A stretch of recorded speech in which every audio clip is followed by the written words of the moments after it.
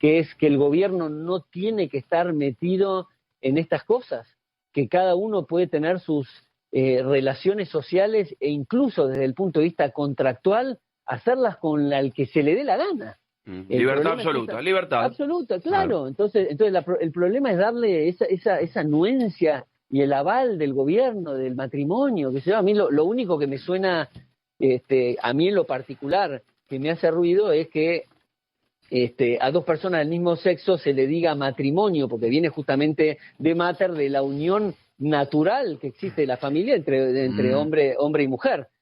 Bueno.